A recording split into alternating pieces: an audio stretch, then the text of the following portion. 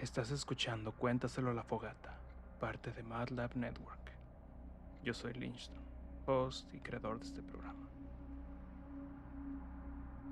En este capítulo volveré a hablar de un lugar ubicado en Guadalajara, Jalisco, ya que mi plan es poco a poco ir expandiéndome a otros estados e incluso países, pero no sin antes tocar los lugares que tengo más cerca. La locación de la cual te voy a contar en esta ocasión es ampliamente conocida, incluso fuera de Guadalajara. De hecho, incluso fuera de México. Es considerado de los cementerios con más leyendas y de los lugares más tenebrosos de nuestro país. Este lugar lleva el coloquial nombre del Panteón de Belén.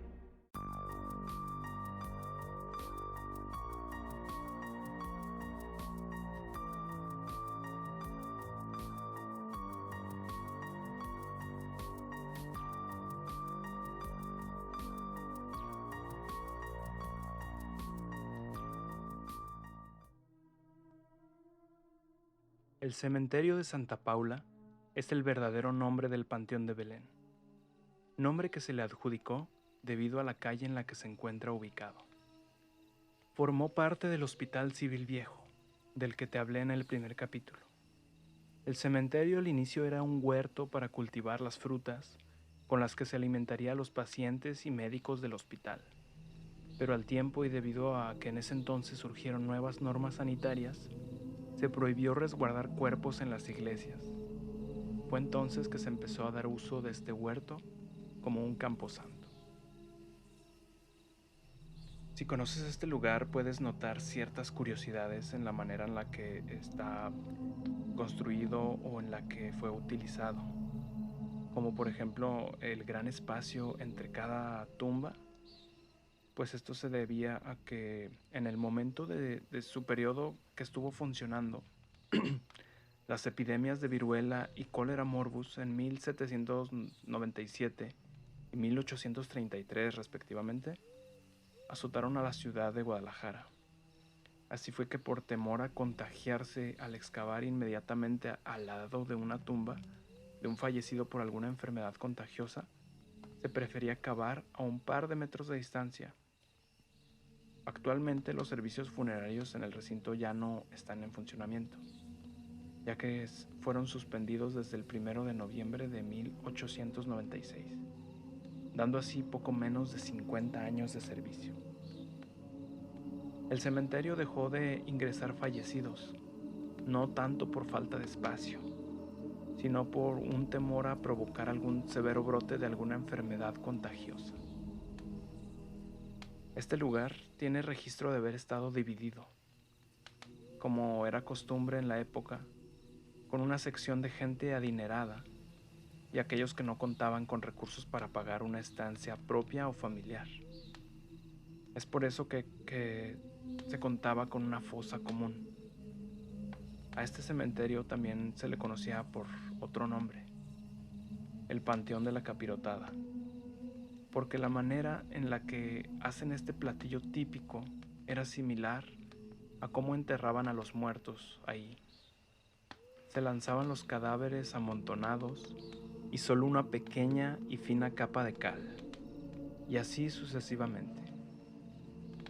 Tiempo después se construyó la torre de especialidades del Hospital Civil Viejo y estaba justo sobre esta fosa común, con cientos de cuerpos aún ahí abajo.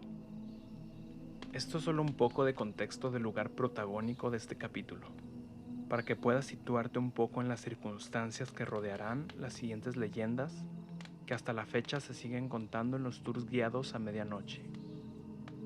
Hay un par de historias específicas que son bastante populares entre los locales, que obviamente incluí en este programa, pero no sin antes contar algunas que no son tan conocidas. La primera de ellas lleva el nombre de Al fin juntos. Era el año de 1850. La energía eléctrica ni siquiera había sido introducida a la ciudad. Los niveles socioeconómicos eran notables y había muchísimo clasismo. Solo había dos opciones: eras rico o eras pobre. No había un intermedio. Justo eso fue lo que desembocó en esta historia. José María Castaños, un joven que pertenecía a una familia acaudalada, tuvo el infortunio de caer enamorado de una joven llamada Andrea, la cual no contaba con un nivel económico aceptable para la madre de José. La única riqueza con la que Andrea contaba era con su inmensa belleza. Ambos estaban muy enamorados, pero la naturaleza humilde de Andrea y su familia provocó que la madre de José, en su desesperación por no dejar que la pareja consumara matrimonio, hiciera hasta lo impensable por no dejarlos tener una vida juntos. Intentó incluso sobornar a la familia de Andrea para que no la dejara ver a su hijo. De este hecho, provocó que la familia se ofendiera y prohibieron a su hija volver a ver al muchacho. Fue entonces que ambos jóvenes, al sentir la presión de sus familias, decidieron quitarse la vida juntos, para así poder permanecer en el más allá. A las afueras del Hotel Aránzazu fue donde los cuerpos sin vida de ambos jóvenes fueron encontrados por las familias. En ese momento comprendieron el grave error que habían cometido. Así fue que los dos cadáveres fueron enterrados juntos en el Panteón de Belén, bajo una lápida con dos cruces. Se dice que la madre de José se sentía muy triste y responsable por la tragedia. Fue por eso que hizo una guirnalda de flores, la cual colocó uniendo ambas cruces, y al tiempo se convirtió en piedra, lo cual para ella significaba que ambos muchachos la habían perdonado. El ahorcado. Condenado por el cáncer, Santiago, un joven paciente del hospital civil, estaba muy cerca de la muerte. Sus esperanzas de vida eran básicamente nulas, por lo cual solamente esperaba el momento en el que pasara a mejor vida. Recibía motivación por parte de su madre. Ella en verdad creía que un milagro le podía salvar y saldría adelante, como siempre. Pero absolutamente nada podía ayudarle a mejorar. Cada día empeoraba más y más su condición. Incluso los doctores mencionaban que habían hecho todo lo posible y a su alcance por ayudarle. Pero como dije antes, el muchacho solo estaba esperando el momento de partir. Se cuenta que en una ocasión, mientras Santiago dormía, su madre le puso una imagen de su santo preferido. Al día siguiente, cuando Santiago vio la foto en su mano, la maldijo y renegó de su enfermedad. La madre de Santiago le pidió que se calmara y le pidió tener fe en que Dios le ayudaría y le daría salud. Santiago estaba muy enojado y le pidió a su mamá que se fuera del cuarto, que lo dejara solo. No quería saber nada de Dios. Esa misma noche, Santiago salió del cuarto como pudo. Se escabulló por los pasillos hasta llegar a la huerta del hospital, lugar en el que se quitó la vida, colgándose de un árbol. En la actualidad, solamente queda el tronco de ese árbol, pero se cuenta que en las noches se aprecia la sombra del joven ahorcado proyectada en uno de los muros.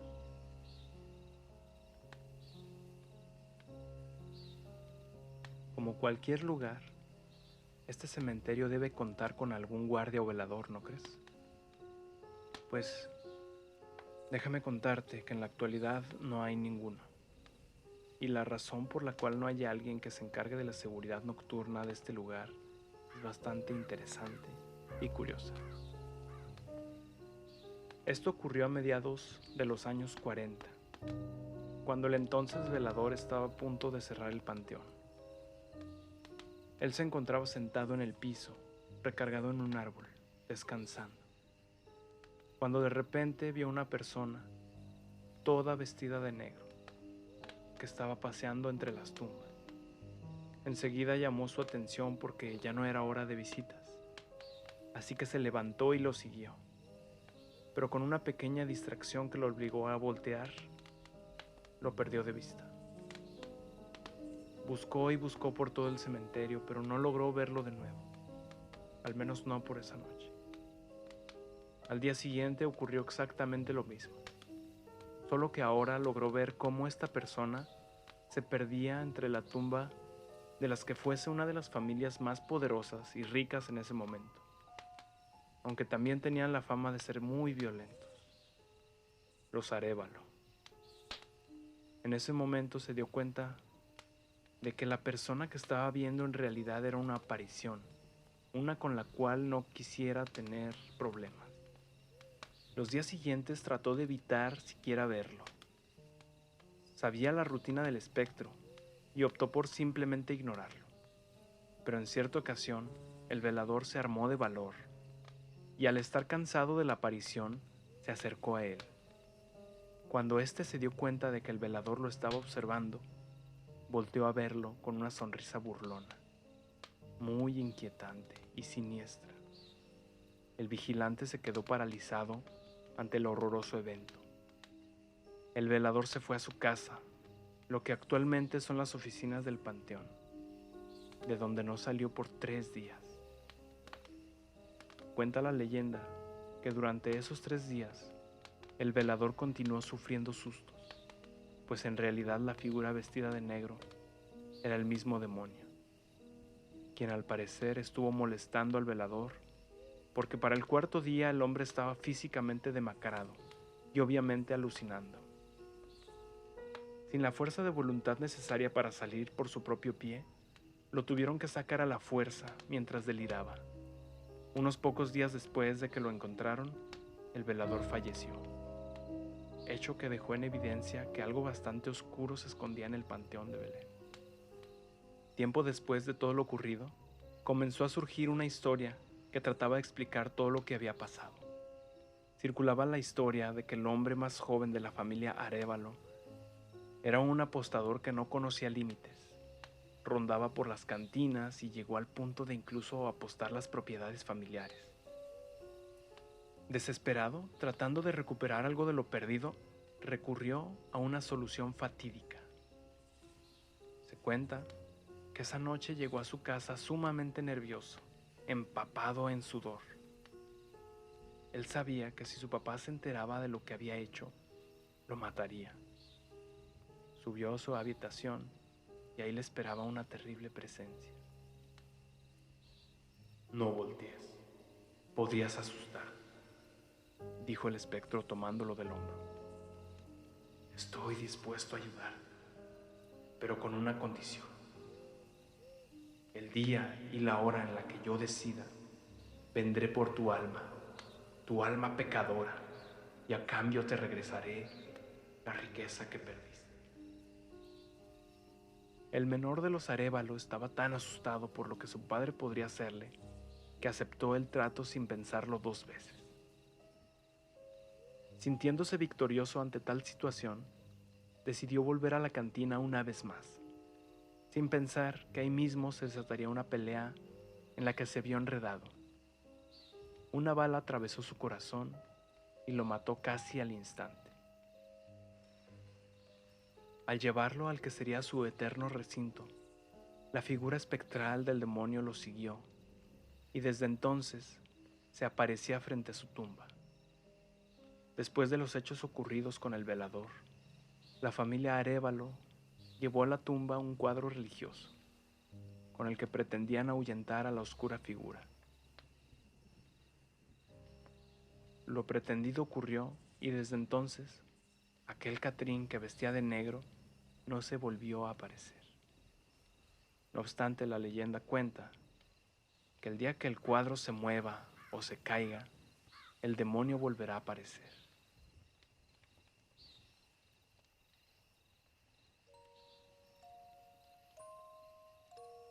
Los espíritus que deambulan son almas en pena que no han encontrado el descanso eterno. Llevan secretos que celosamente ocultan con el fin de perjudicar en vida, pero que por alguna razón, al caer la tarde, aparecen pidiendo ayuda para encontrar la luz eterna que guíe su camino al descanso. Esta es la leyenda del pirata. Durante el día, el mar da una sensación de tranquilidad, como si estuviera dormido. Pero en la noche, desde sus adentros, parece enfurecer y golpea con gran fuerza invadida por una extraña sensación. El agua y el viento entonan grandes y profundos lamentos, como si fueran cómplices secretos de los más extraños sucesos. Corría el año de 1830, en las costas de Nayarit, Jalisco y Colima. Al amanecer, diferentes embarcaciones se alistaban para salir a las aguas más profundas. Todos los marinos se frecuentaban, y con el paso del tiempo aprendían a respetarse y cuidarse los unos a los otros. Pero había un barco distinto, enigmático, al que todos temían. Pocos conocían a su capitán, hombre de carácter enérgico, frívolo, que cometía en alta mar los más terribles asaltos conocidos hasta ese momento. A la misma hora, su poca tripulación salía junto con todos los demás, pero su fin era otro. Por algunas horas seguía la trayectoria de un barco escogido al azar, y en unos instantes lo abordaban para robar y nuevamente volver a su embarcación, de donde partían entre risas y burlas. A la caída del sol, el pirata y su tripulación llegaban al puerto, y sin explicación alguna solo daba algunos centavos a su gente para partir en la oscuridad. Ahora el destino del pirata era desconocido e incierto. Desembarcaba en tierras muy lejanas, observaba por largas horas los objetos, joyas y monedas robadas. De manera desesperada excavaba profundos hoyos para guardar su tesoro, y posteriormente con puñados de tierra los cubría perfectamente para que nadie pudiera sospechar. Después tomaba su embarcación y regresaba al puerto, con una presencia extraña. Con la mirada que producía temor caminaba por el muelle. No se le conocían amigos, novia o familiares. Siempre estaba solo. Pero un día sucedió algo muy extraño. El pirata regresó en la tarde. Caminó muy deprisa entre gritos y alborotos. Traía en brazos a un niño de escasas horas de nacido. Subió rápidamente al barco y partió con él. De su madre nada se supo, el por qué le arrebataron a su hijo, y ni siquiera pudo reclamarlo. El niño fue creciendo en completa soledad. Los años pasaron y el pirata seguía robando barcos, ahora con más violencia. Su hijo creció en el mar. Solo su padre lo bajaba en el puerto cuando desembarcaba su tripulación para partir a desconocidos lugares. Su hijo nunca estuvo de acuerdo en las fechorías de aquel hombre, ni mucho menos en su forma de actuar. Así lo hacía saber a su padre viejo y cansado, cuando éste le proponía ser el nuevo capitán. De manera firme y despectiva, su respuesta era siempre la misma: no. Esto desencadenó la furia de su padre y la sed de venganza. Al poco tiempo murió el pirata, y solo algunos tripulantes lo rodearon en su lecho de muerte. De su hijo nunca se supo. Así que cumplió al pie de la letra lo jurado en vida. No le dijo a nadie dónde enterró el tesoro que por años ocultó. De manera malévola logró su cometido. Se llevó esa interrogante a la tumba que lo ha perseguido por el resto de la eternidad. Su espíritu no ha encontrado el descanso eterno, y el secreto que ocultó celosamente en vida lo persigue hasta donde se encuentre, convirtiéndose en una ancla que no lo deja partir al mundo de los muertos, y le recuerda el reflejo de su rostro en la sepultura. La leyenda cuenta que si una persona en sus 5 sentidos reza un rosario completo con devoción por el descanso de su alma, a las 12 de la noche él se revelará y le dirá dónde están los tesoros que por tanto tiempo ocultó. y que ahora no lo dejan descansar. Entonces este valiente personaje será el único dueño.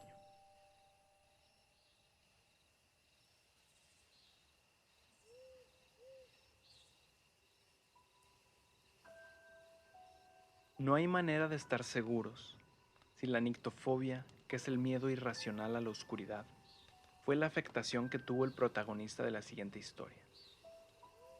Ignacio Torres Altamirano, mejor conocido como Nachito, es considerado toda una celebridad del Panteón de Belén.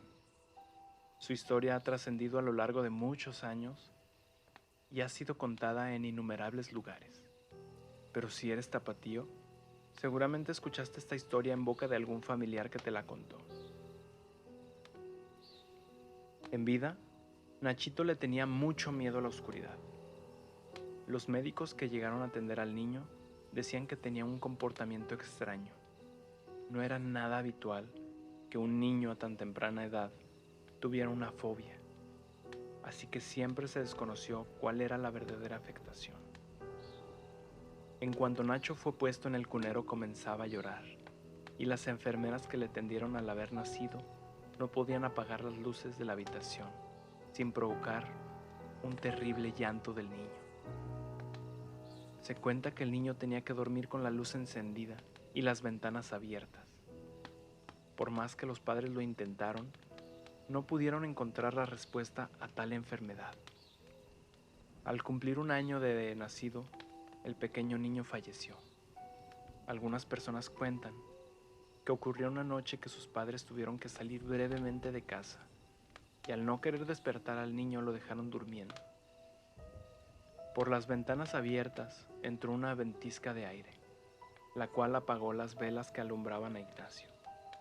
El niño no tardó en darse cuenta y comenzó a llorar. Los padres se demoraron más de lo previsto, por lo que el niño lloró por mucho tiempo, hasta llegar el punto que en su desesperación murió. Como ya te imaginarás, Nachito fue enterrado en el Panteón de Belén. El acto solemne se hizo de manera sencilla, ya que antes no era común que en las inhumaciones de niños asistiera mucha gente. Al día siguiente el velador se encontró con algo que lo hizo sentir un profundo terror. El ataúd del niño se encontraba fuera de la tierra, sobre la losa que cubría el agujero. De inmediato el vigilante acudió a las autoridades, quienes lo tildaron de loco y no creyeron la historia, diciéndole de forma burlona que si eso realmente había ocurrido, solamente volviera a enterrar el ataúd. Y así lo hizo. Pero al día siguiente ocurrió la misma escena. El velador volvió a acudir a las autoridades, quienes fueron al lugar incrédulos, y grandes sorpresas se llevaron cuando efectivamente el ataúd estaba sobre la losa. Y grandes sorpresas se llevaron cuando efectivamente el ataúd estaba sobre la losa. Volvieron a poner el cajón bajo tierra, y asimismo durante los días subsecuentes. Se dice que por 10 días el evento se repitió, y la noticia se propagó rápido, y la gente no tardó en visitar por decenas al que llamaban prodigio. Los padres de Nachito dedujeron que esto ocurría por el miedo que en vida tenía su hijo, por lo que hicieron lo posible por dejar el ataúd fuera de la tierra, postrado ante la vista de todo mundo. Se contó por visitantes y turistas que llegaban a escuchar risas de niño en el recinto, y que incluso habían escuchado una pequeña vocecita infantil que les pedía dulces. Debido a esto, se comenzó una tradición de llevarle dulces o juguetes como ofrenda.